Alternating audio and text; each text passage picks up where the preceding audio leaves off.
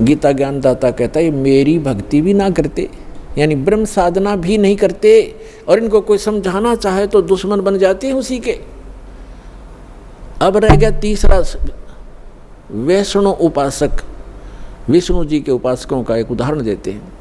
कुंभ का मेला भरा था। कुंभ का एक ऐसा संयोग हर की पैड़ी हरिद्वार में और गंगा नदी के किनारे संयोग हुआ। उस कुंभ के पर्व में पर भी का कोई समय निर्धारित किया जाता है। उस निर्धारित समय में स्नान करना होता है, वो 1 घंटे की या आध घंटे की ही होती है, या 2 घंटे का समय होता है। ये सभी अब वहाँ जाकर के जहाँ पर भी लगती है, जिस भी सरोवर में, उस समय वो हर की पैड़ी हरिद्वार में लगी हुई थी। तो सभी जैसे गिरी अलग पुरी न्यारे, नागा अलग से, कनपाड़े अलग, नाथ न्यारे, वैष्णु अलग से, सन्यासी अलग से, दशनामी अलग से, ये वहाँ अपने अपनी जमात में, अपने ग्रुप में, समूह में पहुँच जाते हैं। इन सब का एक ओवरऑल मुखिया होता है, उसकी अगुवाई में ये सब पीछे पीछे चलते हैं। उस स्नान करने वाले स्थान की तरफ प्रस्थान कर देते। तो जो पर भी लगनी थी, सबसे पहले ये नागा व्यक्ति जो बिल्कुल नगर रहते हैं, साधु, वो पहुँच गए गंगा के ऊपर हर की पैड़ी पे स्नानार्थ। तो जो ही ये सब छा गए उस घर की पैड़ियों पर, हर पैड़ियों पर छा गए, तो उसी समय पीछे से वैष्णु साधु, शिव जी, विष्णु जी के उपासक, सतोगुण विष्णु के उपासक वैष्णु संत आ गए वहाँ पर। उन्होंने कहा कि हे नागाओ, पहले स्नान हम करेंगे, आप पीछे आओ, हम श्रेष्ठ हैं और हम सतोगुण विष्णु जी के उपासक हैं, हम प्रथम स्नान करेंगे। अब नागाओं ने कहा कि नहीं, हम सर्वश्रेष्ठ हैं, हम त्यागी और बैरागी हैं, हम वस्त्र भी धारण नहीं करते हैं, हम निवस्त्र रहते हैं, नि इच्छा हैं, हम सर्वश्रेष्ठ हैं, हम प्रथम स्नान करेंगे। इस बात पर वैष्णव ने फिर दोबारा उनको व्यंग कर दिया और करड़ी ढंग से धमका दिया कि तुम काहे के श्रेष्ठ हो, तुम टट्टी के हाथ भी नहीं धोते, सड़ फड़ पशु की तरह नंगे फिरते हो, राख लपेटे रखते हो, काहे के श्रेष्ठ हो, तुम पीछे आओ, प्रथम हम स्नान करेंगे। इसी बात पर उन नागाओं, तमोगुण उपासक, और वैष्णु साधु जो विष्णु जी सतोगुण उपासक, और नागा शंकर भगवान के तमोगुण उपासक, इन दोनों का युद्ध हो गया। भगवान भूल गए, हर की पैड़ी कहें कि भगवान की पैड़ी, भगवान भूल गए, स्नान और पर भी भूल गए, एक मान बढ़ाई, अपना नीच वृत्ति ही याद रखी, नीच स्वभाव याद रहा। एक दूसरे को काटने लगे, मुंह से काट लें, बाल पकड़कर घुमा दें, पटक पटक कर मारें, जैसे एक फिर तीर मारें, तलवार से गर्द कटारी घोंप दी, कत्लेआम कर दिया। ये 25,000 ये त्रिगुण उपासक आपस में कट कर मर गए उस हर की पैड़ी पे। गंगा का पानी लाल कर दिया, लाशों की सौ का उसमें बेशुमार सौ चल पड़ी। अब यहाँ उस सूक्ष्म वेद में सच्चिदानंद घन ब्रह्म की वाणी में परमात्मा ने कहा है कि तीर तुपक तलवार कटारी और जमधर जोर बधावे हैं, हर पैड़ी हर हेत नहीं जान्या, वहाँ जा कर्द चलावे हैं और काटे शीस नहीं दिल करुणा, ये जग में साध को आवे हैं, और जो जन इनके दर्शन को जावे उनको भी नरक पठावे। कि वह गुट्टी उन पावेंगे, जो इनके शेष बनेंगे ये शिक्षा उनको देंगे, काटो मारो, काय के लिए, एक मान बढ़ाई के लिए, नहाने के लिए। अरे एक जन साधारण भी कोई नहा रहे हों, 10, 20, 50, 100 भक्त, आम व्यक्ति भी, और वहाँ कोई व्यक्ति आजा भाई मैं भी नहा लूँ, अकाजा आप भी नहा लो, स्थान दे देते हैं। तो आम व्यक्ति से भी गिरा हुआ इनका विचारधारा, इनका जो शिष्टाचार, और इनको तुम संत मानते हो, ये त्रिगुण उपासकों के बारे में सूक्ष्म वेद में कहा है। कहते तीर तुपक तलवार कटारी और जमधर जोर बधावे हैं, हर पैड़ी हर हेत नहीं जान्या। कहते हर की पैड़ी कहो अर की पैड़ी कहो, भगवान का प्रेम नहीं समझा, भगवान की आत्माओं को काट रहे हो। हर पैड़ी हर हेत नहीं जाना, और वहाँ जा तेग चलावे हैं, तेग माने तलवार, और काटे शीश, गर्दन काट रहे हैं, सिर काट रहे हैं। नहीं दिल करुणा, इनके दिल में दया नहीं, और ये जग में साध कवावे हैं। इनको साधु कहते हो, संत कहते हो। और जो जन इनके दर्शन को जावे, जो व्यक्ति इनके मत्था टेकन जावे, या इनको दान करने जाता है, या इनका शस्तव प्राप्त करता है, उनको भी नरक पठावे, उनको भी नरक भेज देते ये त्रिगुण उपासक। अब आइए श्रीमद् भगवद गीता अध्याय नंबर 7 के मंत्र नंबर 12 से लेकर 15 में। इसमें गीता ज्ञानदाता ये ब्रह्म है, सरपुरुष है, ये कहता है कि ये जिनका ज्ञान ये त्रिगुणमयी माया, रजगुण ब्रह्मा, सतगुण विष्णु, तमगुण शिव जी, ये क्या कहता है गीता ज्ञानदाता 7वें अध्याय के 12वें श्लोक में कि जो कुछ भी रजोगुण से हो रहा है, यानी रजोगुण से क्या होता है उत्पत्ति, और सतोगुण से स्थिति पालन, जो यहाँ हम एक दूसरे में मोह ममता से जकड़े बैठे हैं, और तमोगुण से संहार, कहते ये उत्पत्ति स्थिति और जो संहार, जो कुछ भी इन तीनों गुणों से हो रहा है, रजगुण ब्रह्मा सतगुण विष्णु से, इसका निमित्त कारण मैं हूँ। ये मेरे लिए हो रहा है, क्योंकि इस सरपुरुष ने 1 लाख मानव शरीरधारी प्राणियों का नित आहार करने का एक श्राप लगा हुआ है। उसके कारण आप जी को यहाँ रोका हुआ है। जैसे कसाई बकरे पालता है, उनको सब सुविधाएं भी देता है, तो भोले प्राणी वो बकरे समझते हैं हमारा मालिक बड़ा दयालु है, हमारे लिए कितनी सुविधाएं रखता है, चरागाह बना रखा है, तालाब बना रखा है, और साथ में ये शेड डाल रखा है। तो इन सुविधाओं को देखते हैं तो वो लगता है दयालु, और जब उसको आवश्यकता पड़ती है, वो नहीं देखता किसका बेटा कट रहा है, किसकी बेटी, हाँक लेता, मोटे मोटे निकाल कर काट देता, अपना उल्लू सीधा करता है। उस समय वो रोते हैं, भागते फिरते हैं, कर्राट मच जाता है, उनमें हाहाकार मच जाती है।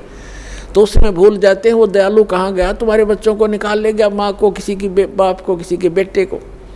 यही स्थिति परमात्मा कबीर जी ने बताई है कि तुम काल के लोक में रह रहे हो। इस कसाई ने 1 लाख मानव शरीरधारी प्राणी जीव डेली खाने हैं, और जिस कारण से आपको सब सुविधाएं जो प्राप्त हैं, इनको देखकर आप सोचते हो कि बड़ा दयालु भगवान है, सारी सुविधाएं दे रखी हैं। और उस समय कहाँ गई वो दयालुता, जब तुम्हारे बच्चे परिवार का परिवार नाश हो जाता है, कोई प्यारे से प्यारा बेटा मर जाता है, कोई बेटी मर जाती है, माँ बाप मर जाते हैं।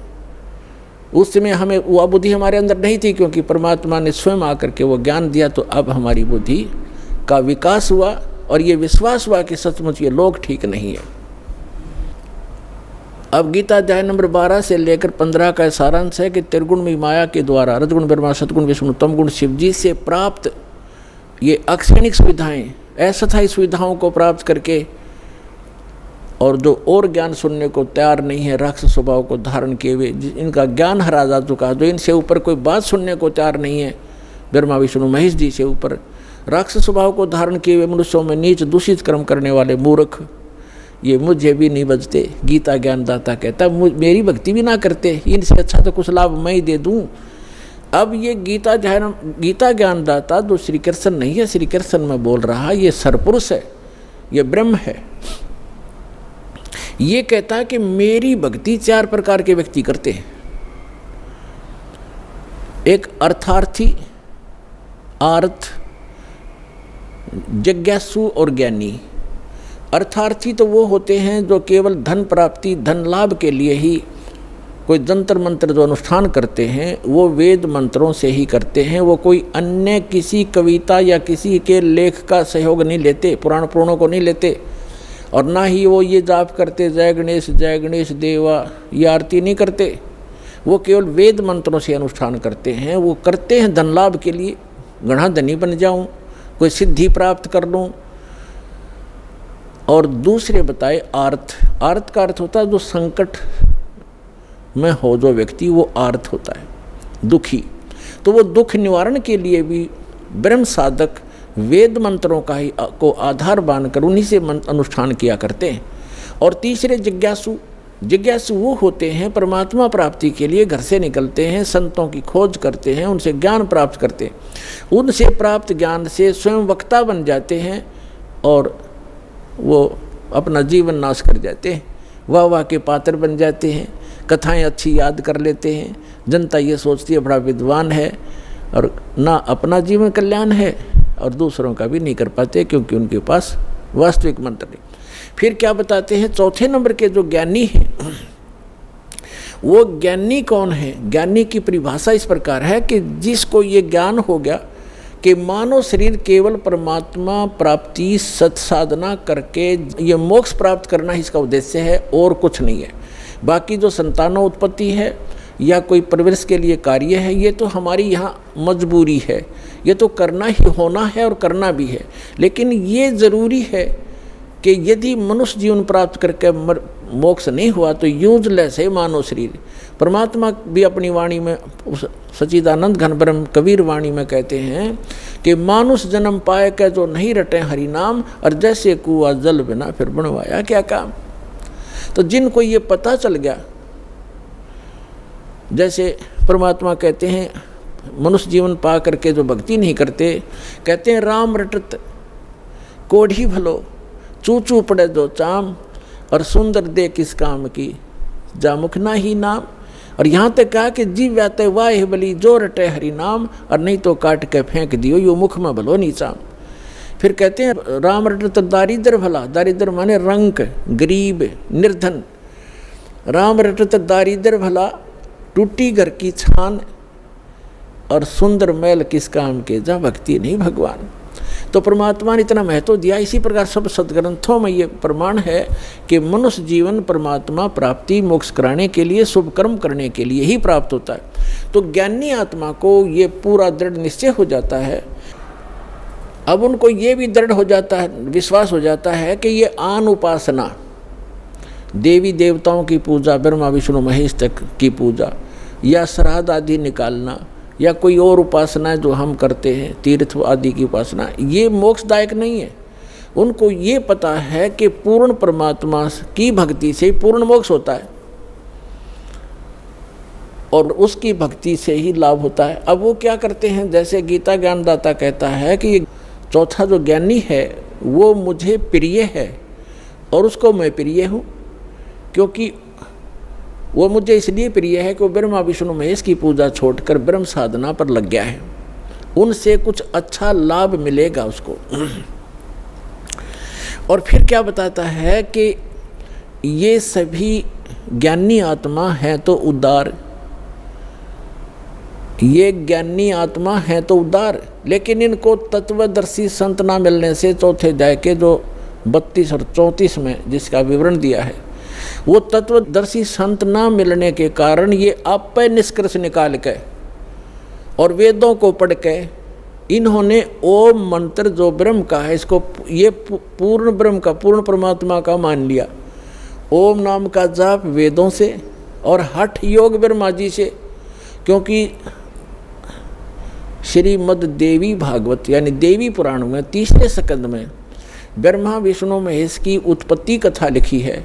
ब्रह्मा जी बताते हैं अपने पुत्र नारद को कि पुत्र, जब मेरी उत्पत्ति हुई, मैं कमल के फूल पर बैठा था और मुझे नहीं मालूम मेरा उत्पत्ति करता कौन है। फिर मैं बैठा था तो मैंने देखा कि यहाँ कोई जल नहीं, जल ही जल दिखाई देता है, कोई पृथ्वी नहीं। आकाशवाणी हुई कि तप करो तप करो।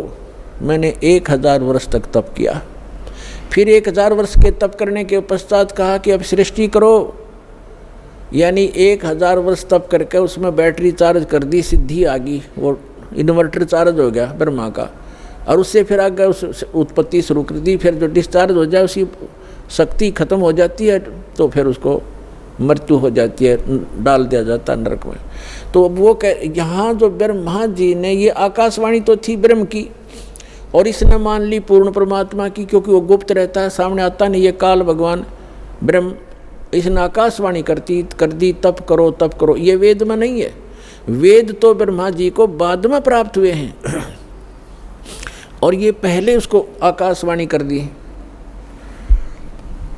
तो ब्रह्मा जी ने वो तप वाली आकाशवाणी मान ली के भगवान की है। इनको भगवान का पता ही नहीं कौन है।